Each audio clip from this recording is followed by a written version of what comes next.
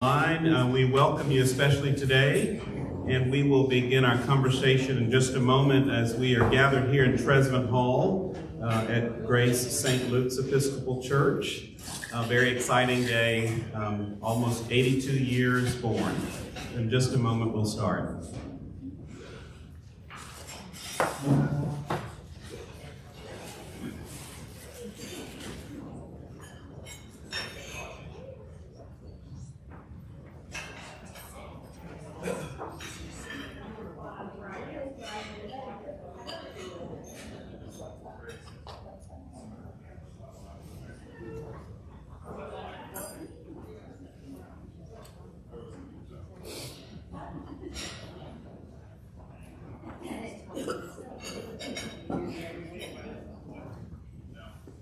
This says Eden. Is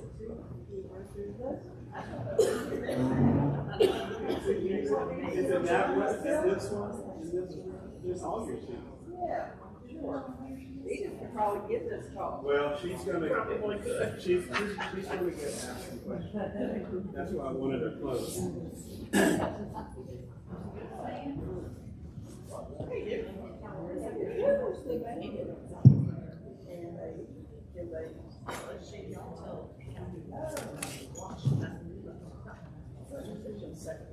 So welcome, friends. This is a time for us to have a conversation about honoring the merger of Grace and St. Luke's churches.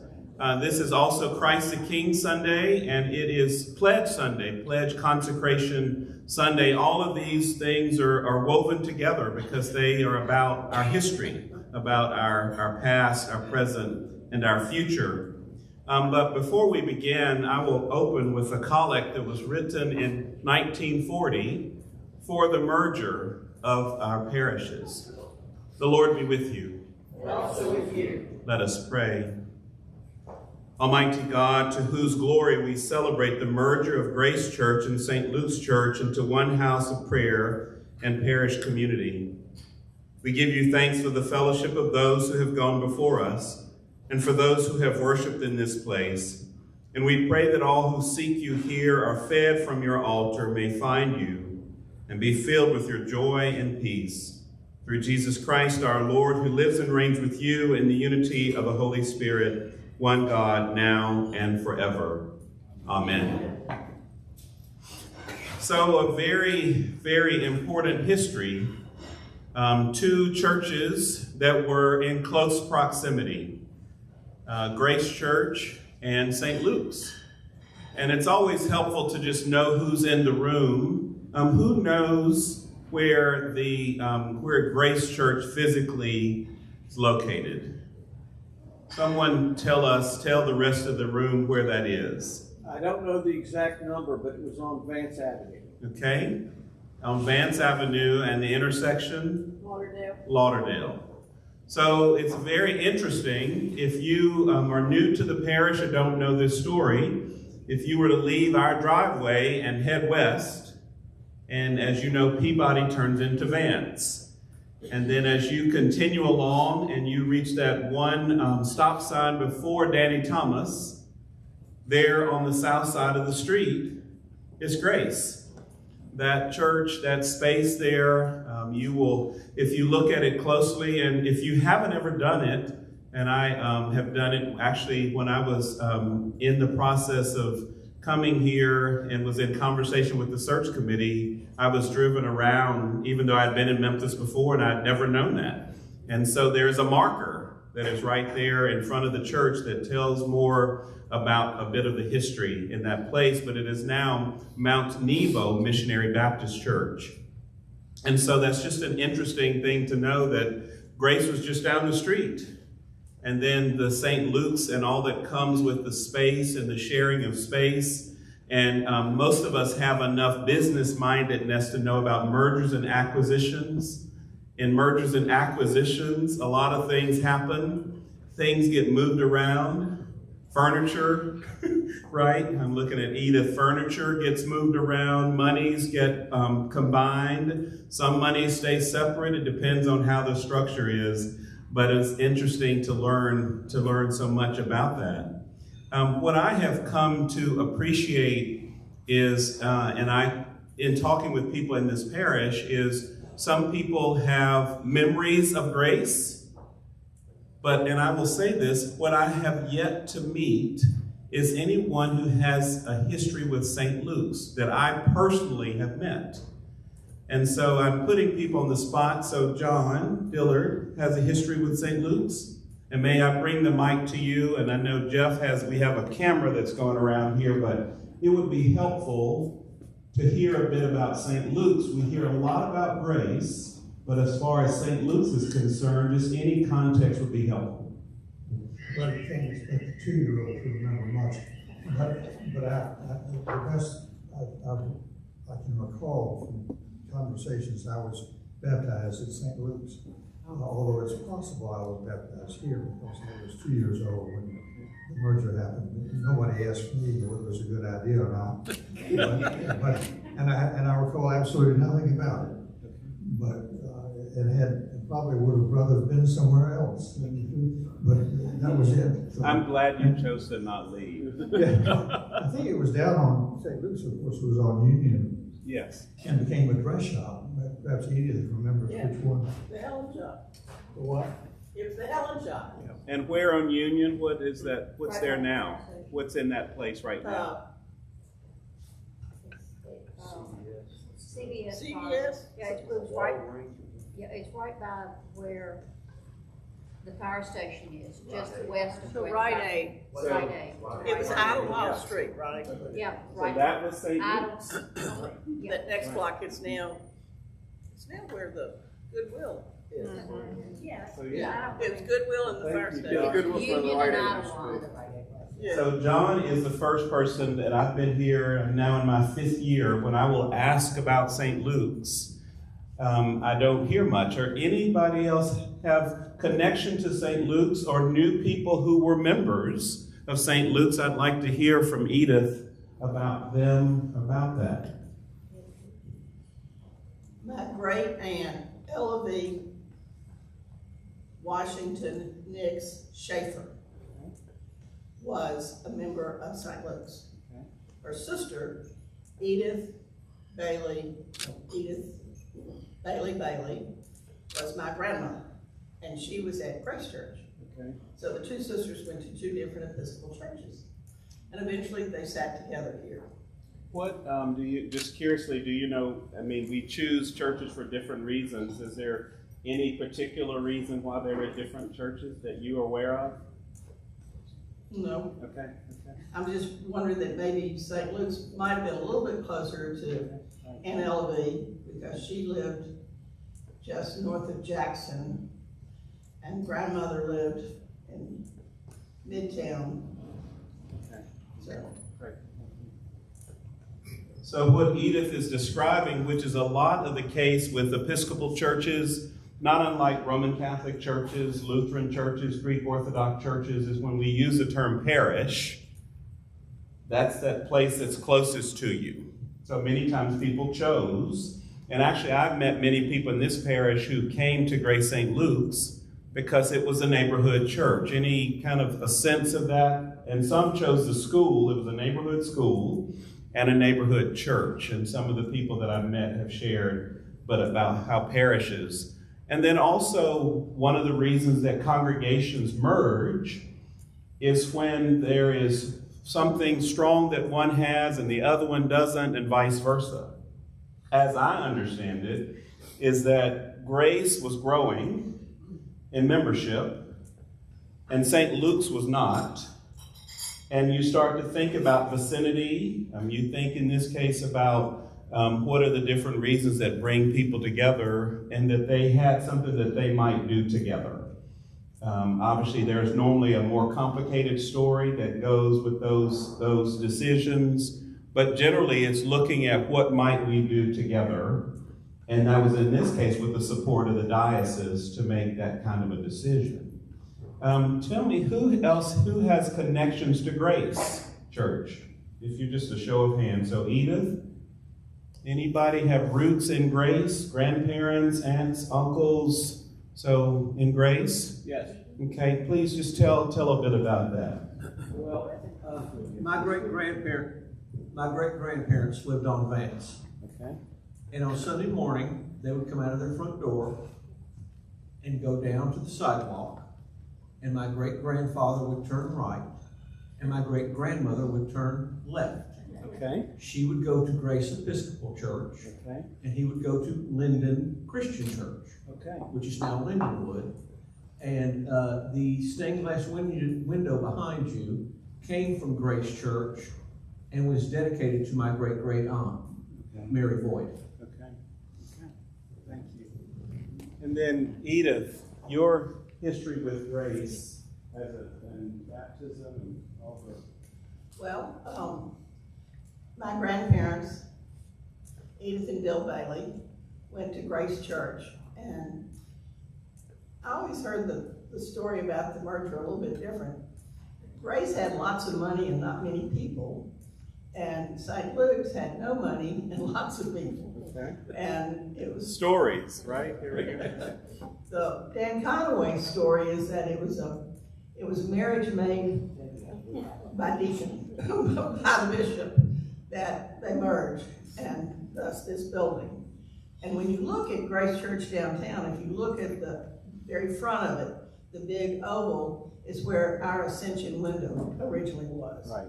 So that's sort of interesting to see that architectural shape is still there. And that's on Lauderdale. Like that's that biggest, if you ever go to that intersection and then turn south, It's there. that you'll see what is the space, the Ascension window was moved here.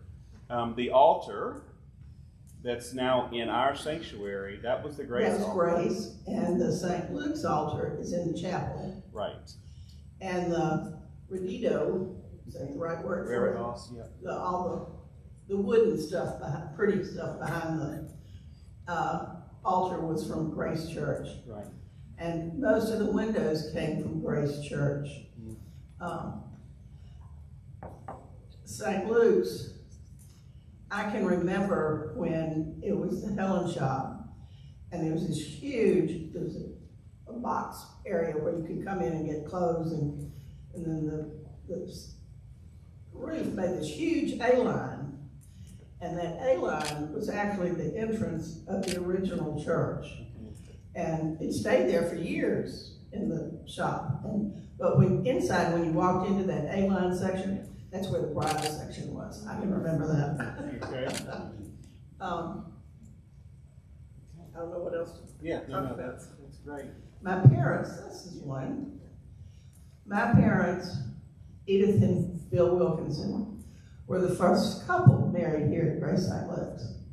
And they were married February the 20th, 1941. 1941. So,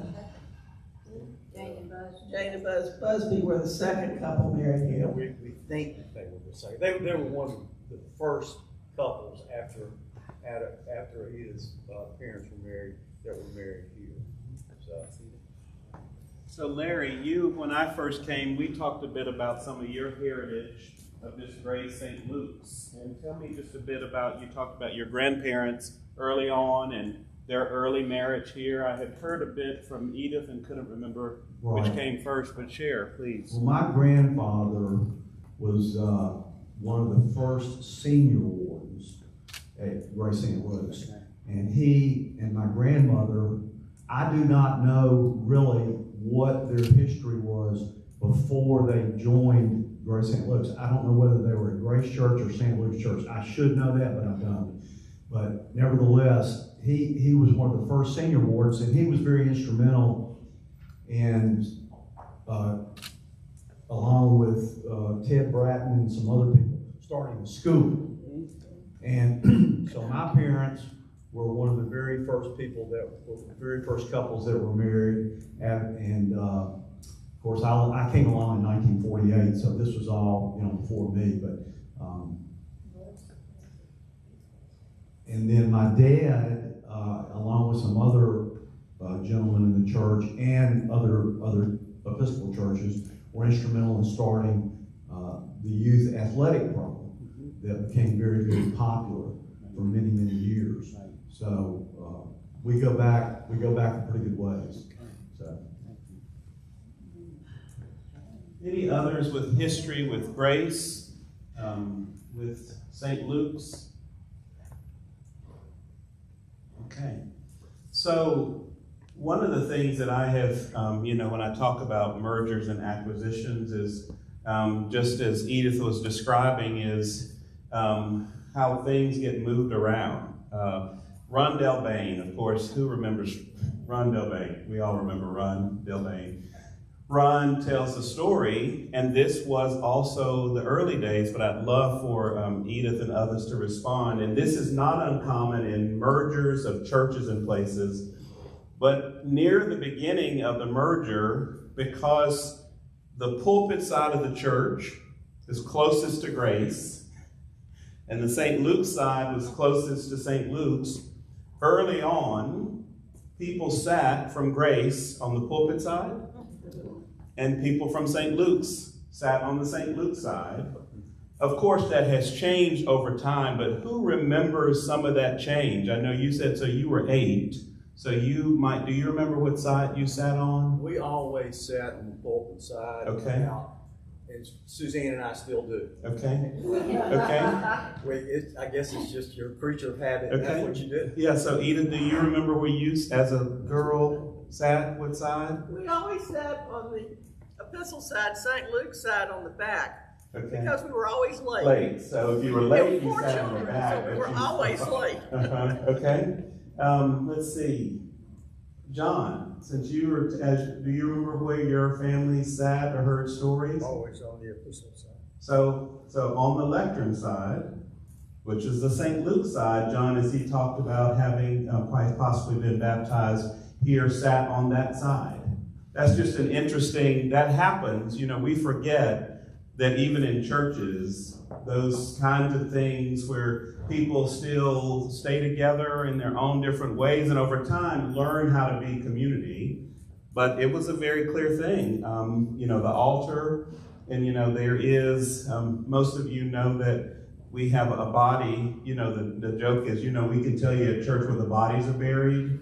Are most of you aware that there is a body in our chapel under the altar? Okay, so Stuart, did you know him? Okay, Stuart Hale? Yes. I vaguely remember Dr. Okay. So early rector. Yeah. Right. Yeah, so his body is there under the altar. So just FYI, that has actually been a fun thing when we have taken the children from Grace St. Luke's School on a tour. And they'll hear stories about like these books they're reading or cool movies they've seen and they don't think is true. And then we read the plaque. So if you ever go even today into the chapels, I would invite you to go up and just read the engraving, and it speaks about whose body is physically buried there. So the joke when you hear people say, oh, I can tell you that church where the bodies are buried, that's not just a pun. The bodies are buried there. I'd be interested to hear about what drew, and I'll start with those who've been here longer. So just kind of going back a bit, of course, Edith, we're hearing from Busby, we're hearing from John Dillard. Who else has been here? Let's just say, if you've been here for 50 years, raise your hand. Okay? Higher, just again. If you've been here lower, if you've been here 40 years. Okay? Okay, 30 years. Okay, 20 years. Okay, 10 years. Got one back here, 10 years. 5 years. 4 years. I'm just doing it quick. Let's see, just 3 years. Just 2 years. So our deacon, Jesse, you're our newest member. And Jesse, so 1 year. So Jesse came in October of 2021. And so that just gives some perspective of how just the span of time. I remember, of course, Ed Wills. Ed, at the time of his death, was the oldest living member of Grace Church. And I can still remember that was significant from our history. You know, you hear about a part of your history. And I remembered how moving that was emotionally to think about this is the oldest living member. And his family, of course, was very intentional to highlight that he came here, you know, as a little boy, and he was in his 90s when he died. So this is a really rich part of our history. Yeah, and Shep Tate, you remember Shep? So Shep was 101 when he died. But at that time, my first burial in the parish happened to have been of Ed Wills, and that was significant. What is it about Grace St. Luke's? And it's different for each of us, but what drew you here and what keeps you here? And that's for anybody to answer. What drew you here? What keeps you here? Look at me. Yep. Well, Patrick grew up at Holy Communion, and when we got married, I grew up in a Methodist church. And we were looking around to see where to go to church, and John Maloney said, just come on. We don't care if she's Methodist, we don't care, just come on, we'll take you, however. And I stayed in, as a member of my home church in Arkansas for a long time, until very recent events in the Methodist church made me realize it was time to, be official. So that was good, but we loved it, and we loved the kind of friendliness and the wackiness and the, I think it was, He loves to talk in public. He does, yeah. You're good. What story you brought? I don't know, because you grew up in the Episcopal church, and it's been a lot to you as well.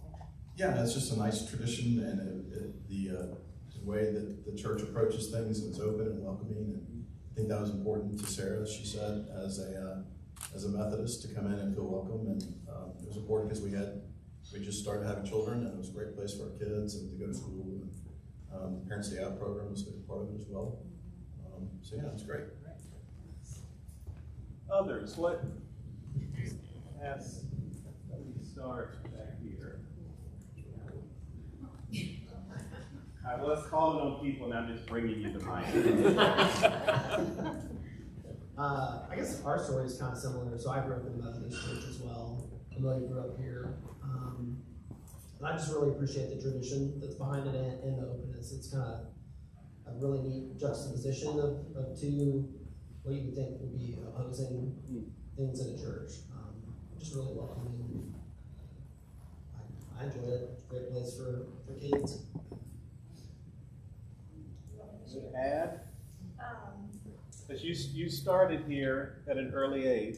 Yes. So my parents were members of the Episcopal Church in Whitehaven. I can't remember the Christ name. Church. Christ Church. My grandmother was the secretary there, and they met in youth group. There, they started dating in 8th grade. My parents are Tom and Jenny Mitchell. They started dating in 8th grade, and then they moved to Midtown and started raising a family and became members at Grace St. Luke's. So I was baptized, confirmed, and married here at Grace St. Luke's. And it's home. It feels like home, and I think what keeps me coming back is the grace of this church. Pastor George? Well, I got here because of my wife. She was a member here, and then I guess what attracted or kept us here was one, we moved to Midtown, one, we liked the school, and obviously we liked the church. And then I think what's kept us here is I think that we appreciate the interpretation of theology that the Episcopal Church reflects, I think, currently.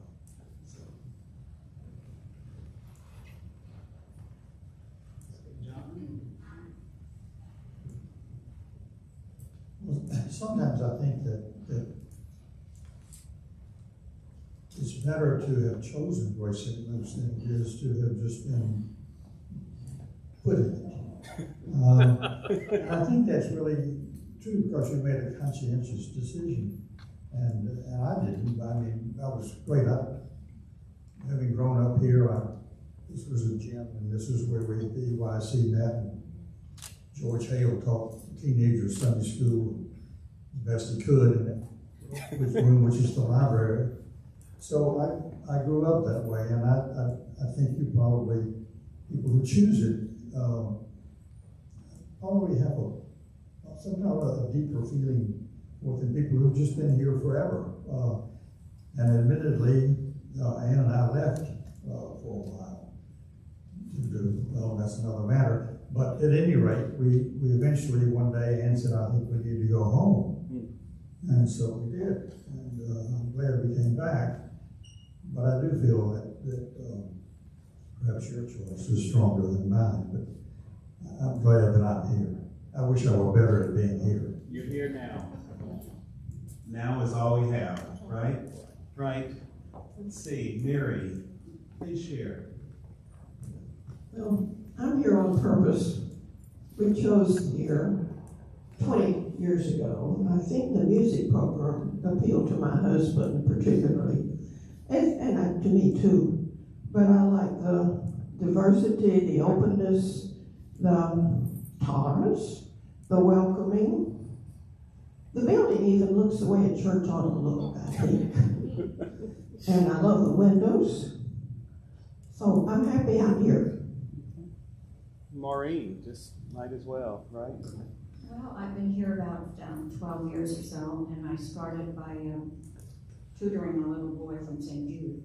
And he went to school here, and I needed to touch base with his school to keep him up with the curriculum. And they were members of course, Grace St. Luke's, and it was just a perfect fit. I loved every minute, and I got involved really pretty easily.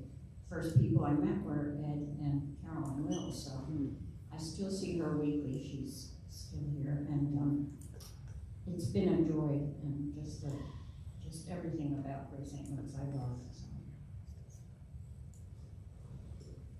Well, I've been here, I believe, about 23 years. And I came because my daughter Katie was in pre-K here, and I had been at Calvary before. And once I adopted her and was a single parent, I really couldn't figure out how to do choir, and I needed a community.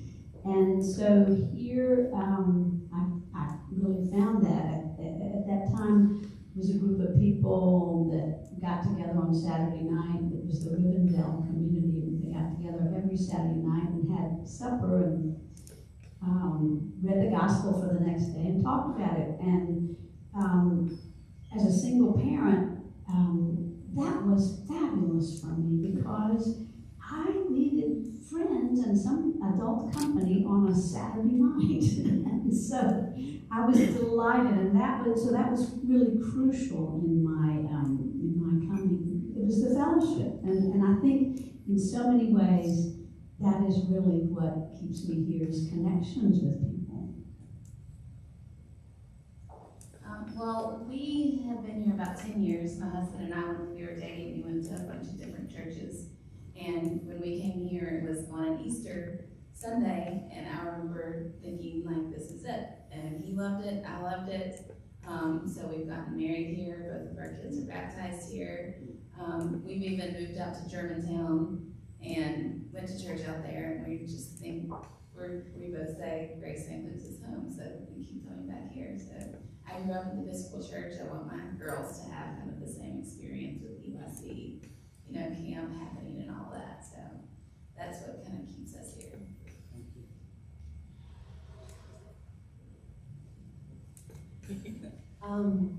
I feel like my story resonates, John, with what you were saying about your own experience of both being kind of a lifer, but then also making some intentional decisions about it. I've gone here all my life, baptized here, but was I went to EYC and was confirmed at Holy Communion because that's where my school friends were. Doug and I got married at Holy Communion. When I finished grad school and moved back to Memphis as an adult person. I lived in a little tiny house on Greer, and that parish sense was like, oh my gosh, I can walk 10 doors down to St. John's, this is gonna be my new place. And we'd go to church and it's like, yeah, I don't want this to be my place. And so really, you know, kind of saw what was, I had gone to, you know, some places when I was in school, but like really made a deliberate decision as an adult person. This is my place. This is, you know, Janie's place. It's been really terrific for us. And as I shared with some folks at our newcomers lunch the other week, and I was doing applause for anyone who has not figured out what your, not that most people answer now, but your acting, like, I think joining pastoral here was also something that like made such a big difference in terms of really leaning in on what this community is and really being able to experience and get the grace that it is so representative of this place that like, I just think as much as you can, and John was saying earlier, I love how involved you are in this church. Like, I love how involved I am in this church because it's just unbelievable what you can experience and receive from being part of that. So, I'm really grateful. Thank you. So I was confirmed into the Episcopal Church at Calvary, and I was living in East Memphis, I guess, at the time. There's a little bit of a split that went on there, and I left and went to Holy Communion. I went here, and I think that was St. John's. And, you know, so I was driving everywhere, and I think Holy Communion was probably, no, St. John's was the closest, but anyway, I ended up choosing Grace St. Luke's. It was, you know, it just was a better fit for me emotionally, and I felt the same way about the church. Like, Holy Communion's white, and the walls are white, and there's no stained glass. It's very, you know, it's not very churchy feeling for me, and I grew up in that sort of environment. So that was appealing to me. The music is amazing here, and I just, you know, it felt like home. And then we moved to Midtown, and of course now we walk to church, we walk to school, and it's, yes, it's convenient, but it wasn't convenient before, and I chose it anyway, so that's all right. Thank you. I was raised Roman Catholic and was active in the Catholic Church. And I started dating Mary Busby. And as our relationship developed, we decided we would visit each of our churches because we were, I guess you would call us older couple. And we both understood the season. We understood the importance of if we were going to continue having a shared faith. And so we originally decided we would visit, I was going to Holy Rosary at the time, and of course Larry was coming to Grace St. Luke's. And when we never got to Holy Rosary. We came to Grace St. Luke's first, and once I walked in, I felt at home. And I felt like that I had found a place where I could be who I was and at home. And as a result, I met with Ann Carrier and was received into the Episcopal Church at the Cathedral. And then Larry and I married here, and we've been here ever since. We live in Germantown, and we make the commute at least once, maybe twice a week. Sometimes 3 times a week. But it's home, it's community, it's the people and the faith that is here. And Edith's here too, which I did not know. Edith knew each other back in the olden days. It was and walked in and said, "Well, what are you doing here?" Well, I will say that was one of the happiest days of my life. Suzanne decided, we both decided, but she decided, mainly because I was already here, that she wanted to be a part of the Grace St. Luke's community. And 33 years ago or so. So, but I really reflect on so many wonderful times and friendships and opportunities for worship, and the Episcopal Church it's it's so spiritual, and the scripture and the music, thanks to Patrick and Wesley before him. It's just a wonderful place to bury your soul sometimes and to talk to God. And the opportunities that you have for spiritual growth are unlimited. And it's just like so many of y'all have said, it's just home. And as long as I am lucky enough to walk the face of this earth, this is where I'll be. So, What keeps you here? Because I haven't died yet. There's that. They keep working on it, but he's not ready for me yet. So I'm here because this is more than just home. I've been here for 75 years. It's beyond home. It's sort of like the center of me. It's a base for everything that I love. There are years when I want to do pastoral care. There's years when I loved the bazaar. I missed the bazaar. The bazaar was wonderful fun. And I liked making things and doing that and giving back. And I liked learning about Christ here, and I liked studying here, and I liked pastoral care, where I met people and could care for people, and for outreach, where I could be the hands and feet of God. I mean, you just, wherever you are in your life, at one point or another, there's a place for you at Grace St. Luke's where you can excel and find people to support you. So it's a special, special place. Thank you. I too have a long history here. My father and his mother moved to Memphis from Mississippi in about 1946, and they lived around the corner. And so they started coming to church here. And anyway, I've just grown up seeing their involvement, my grandmother in the bazaar, and Episcopal church women, and my dad, in the vestry and finance committee. And anyway, I moved away and came back about 30 years ago and looked at other churches for sure and decided to make Grace St. Luke's home. And much like Joya said, the more I've gotten involved, the more I have received. It has been just an unbelievable experience. And I love the people here. Like Sarah said, I love the wackiness here. Yeah, I don't think there's going to be another place for me in my life. I'm coming to folks in the back. We've got a group of 5 here. Yes, and start with Lillian. Grace St. Luke's traditional architecture, traditional liturgy, and the diverse congregation. So our background, I was raised Episcopalian, so I'm cradle Episcopalian. Rob grew up in the Roman Catholic tradition. When we got engaged, we tried to give both a go.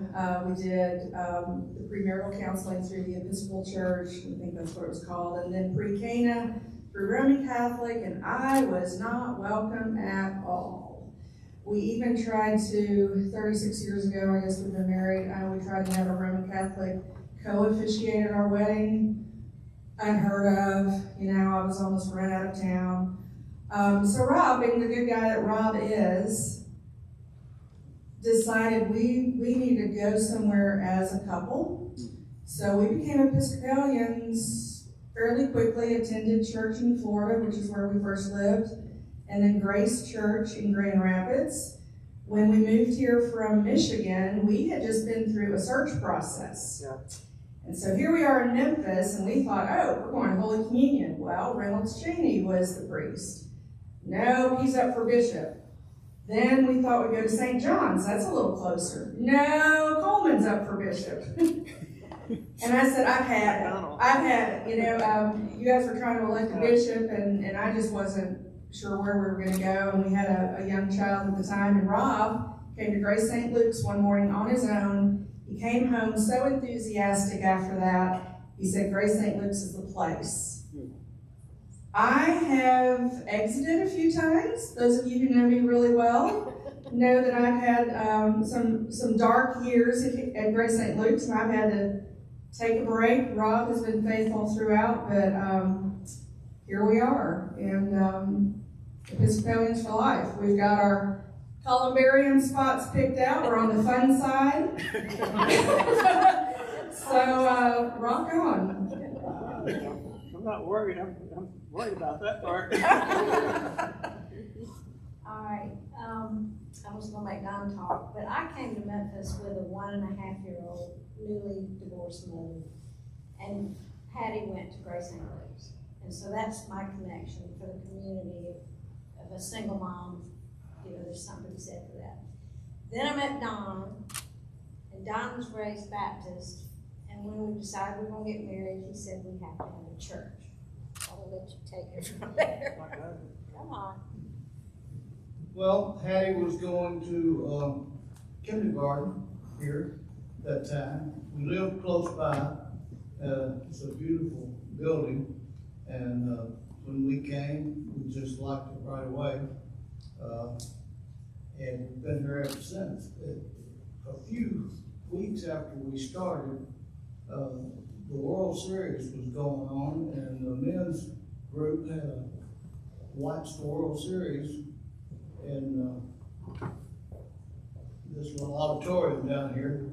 And actually, Lucy said I was Baptist, but I was nothing really. And she said, why don't you go to see one of the games or a couple of the games? And so I came down here, a great group of men, and over in the corner, I saw a big garbage can full of ice and beer. And I said, I'm home.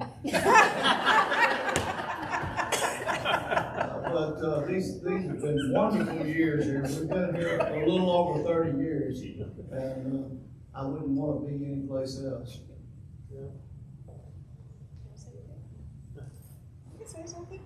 McDonald, this guy, McDonald, when I was a kid, it goes in, He was the priest there? no, he was the whole thing. He was the bishop. He was the He was the bishop, bishop, yeah. the bishop. His name was McDonnell. Okay. It's like, Right? yeah, he was a good guy though. So That was good, that yeah. keeps you here too, and all that connection. Yeah. You and Jill together. That's right. That's right. Thank you. Let's see, Ryan. Ryan knows the question if you're wondering. What drew you to Grace St. Luke's and what keeps you?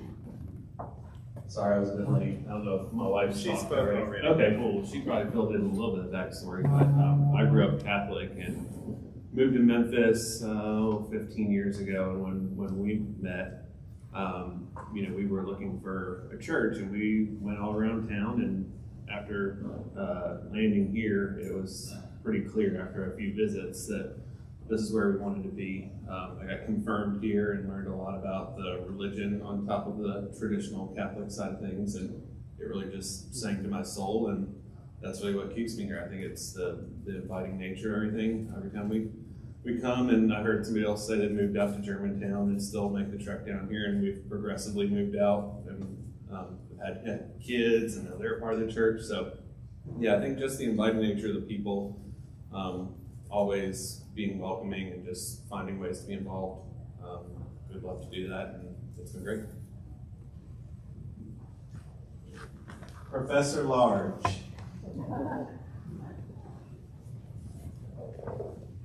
I moved back to Memphis from graduate school. I was living in Midtown with John Burris, just started teaching. I grew up at Second Presbyterian. I went to PDS, that's where I was going to church. One Sunday morning, my car wouldn't start, and so I walked here. You stayed here the whole time, right? We're glad for that.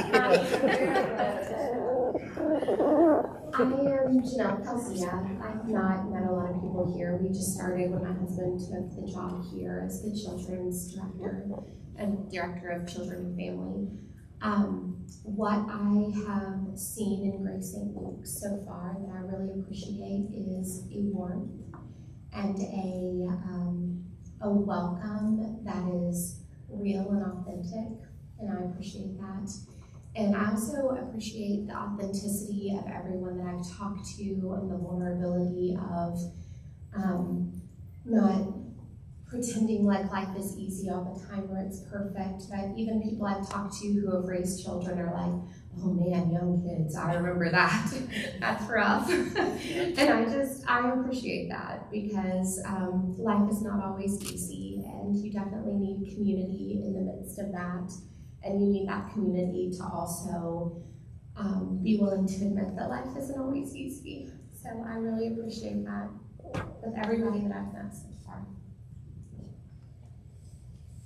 I don't know if you have time for this, but I'm just curious how the merged churches ended up in this physical location in this church. This was which one? Okay. Wait, when was this church? Oh. Chapman's are 1918, the church. 12. 1912, and St. Luke's had moved into this church. So I'll go last. I chose Grace St. Luke's, and as it were, Grace St. Luke's chose me. I was one of the candidates for rector and immediately was drawn to it. I had lived in Memphis before and was serving as the associate rector at Church of the Holy Communion.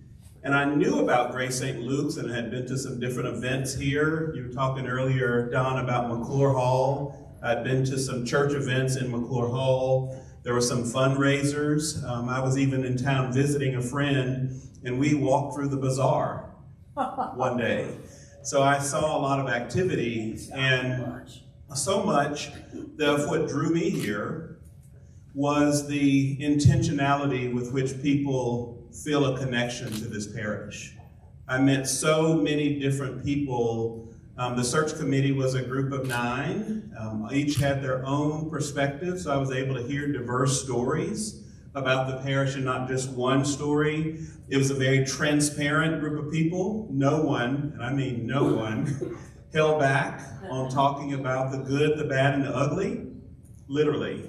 They told the stories of my predecessors, those who served well, those who did not, and all of the things and somewhere in between. So I got a chance to hear the real story. And then once I got here, I fell in love pretty quickly because I started to learn more. I had never thought to use the word, Sarah used wacky, and then Hallie, the word wacky.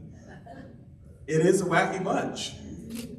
But the faithfulness of the wacky and the diversity and the intentionality with which people approach this place is what has deepened my commitment to it. When you come as a new rector, you're doing a lot of observing and trying to figure it out and find your way, and search committee has given expectations, right? And then the rector has his expectations, and you've gotten married and you're trying to figure it out. And it became very clear to me that this place is one where there is a deep sense of love and reverence and wackiness and commitment, and people want to be stretched and want to go into that deeper theological place and to have the kind of vision that we talked about at a vestry retreat in 2019 about becoming a place of hope, belonging, and healing. If we celebrate hope, belonging, and healing in a world that is so fractured, that's encouraging, that's exciting, and so that is what has kept me here, is to know that I'm in partnership in ministry with a very, very broad group of people who approach most things in life differently. But when we are talking about this place that we love, we're on the same page. And there's something peaceful about that because the church is made up of people, and people get in the way, right?